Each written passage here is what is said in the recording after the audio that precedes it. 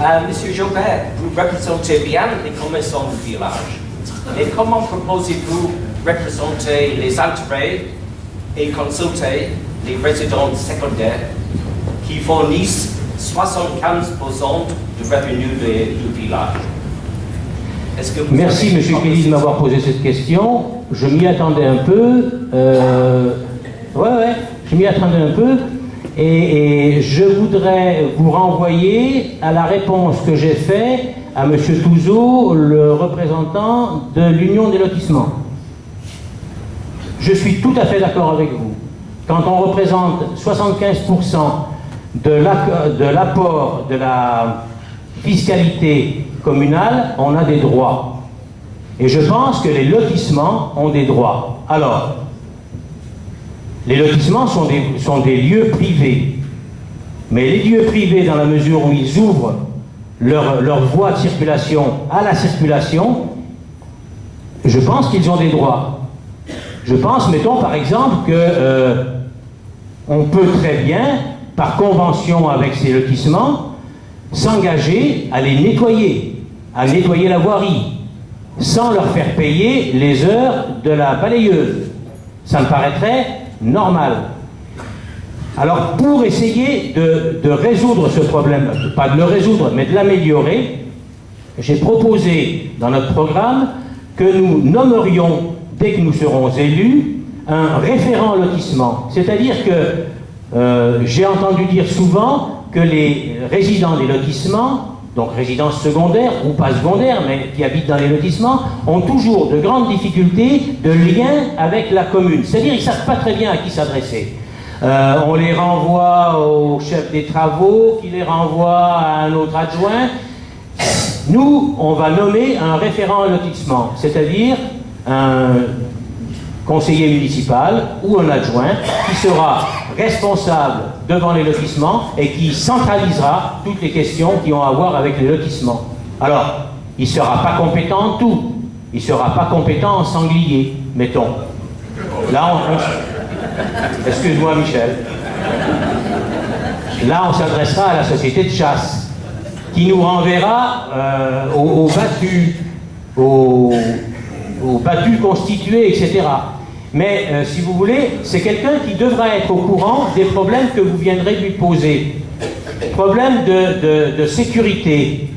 Est-ce que la police municipale effectue dans les lotissements ouverts, je dis bien ouverts, des rondes, de manière à ce que vous puissiez bénéficier de la même sécurité que n'importe quel autre habitant du village? Pourquoi non?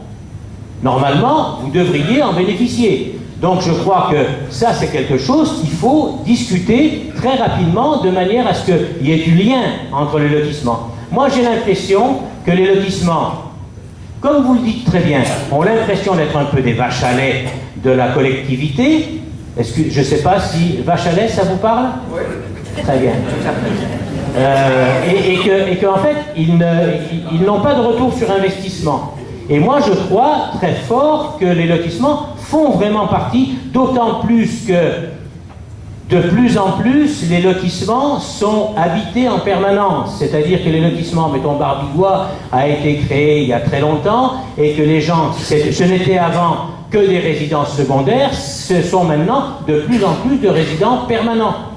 Donc, à ce titre-là, ce ne sont plus des résidences secondaires, ce sont des lotissements qui ont été faits et qui sont maintenant des résidences permanentes. Il y a une espèce de mélange dans des grands lotissements comme celui-là, de résidents secondaires, de résidents permanents. Il y a des lotissements qui sont beaucoup moins habités. Mais souvent, ces lotissements-là sont fermés. Alors, c'est vrai que si le lotissement est fermé, on ne peut pas faire passer au sein de ce lotissement, mettons, la police, la balayeuse ou n'importe. Mais si le lotissement souhaite rester fermé, ben, c'est qu'ils ont de bonnes raisons de rester fermés et qu'ils préfèrent, eux, entretenir la voirie naturellement, mais mettons, balayer eux-mêmes, je ne sais pas, surveiller eux-mêmes éventuellement. Vous voyez, à partir du moment où les lotissements consciemment ferment, c'est qu'ils ne souhaitent pas que l'administration municipale y mette son nez. C'est respectable. Si par contre ils le laissent ouvert, Si par contre, on lui envoie des navettes, s'il y a des navettes qui circulent à Barbigois, je ne vois pas quelle est la différence entre cette voie-là qui est employée, par des bus avec d'autres voies qui seraient municipales. Donc je crois que il est certain que nous souhaitons que les lotissements, je vais mettre des guillemets, soient mieux considérés. Voilà, on va dire ça comme ça. Je ne sais pas si ça vous satisfait pleinement. Alors dans la réponse, j'ai fait une réponse au lotissement et je crois qu'il y a soit j'ai fait une erreur, soit on s'est mal compris sur le traitement des paniers. Il y avait une question, on m'avait dit, que comptez-vous faire pour le traitement des paniers? Enfin, c'était pas tout à fait ça la question, mais ça ressemblait à ça. Non, l'union des lotissements. C'était l'union des lotissements. Monsieur Touzeau, il est là. Excusez-moi. Il me semble maintenant qu'il y a une réglementation pour obliger les gens à traiter les paniers.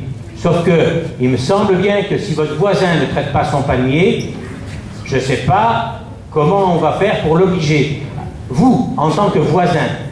Par contre, la réponse que je vous ai faite, si vous ne l'avez pas compris dans ce sens-là, je vous prie de m'en excuser, c'était que je crois que la mairie, elle n'est pas mal placée, elle, pour servir d'interprète, d'interface plutôt, pardon. Et que si, mettons, vous ne pouvez pas, la mairie peut très bien inciter cette personne. Pour autant, elle ne peut pas le punir, je ne crois pas. Ou alors on rentre dans quelque chose de plus compliqué. Mais moi je me disais, la mairie doit servir d'interface entre ses propriétaires, un consciencieux qui traite bien ses paniers, et l'autre à côté, qui pour un tas de raisons ne le fait pas. Et toute la zone est infestée.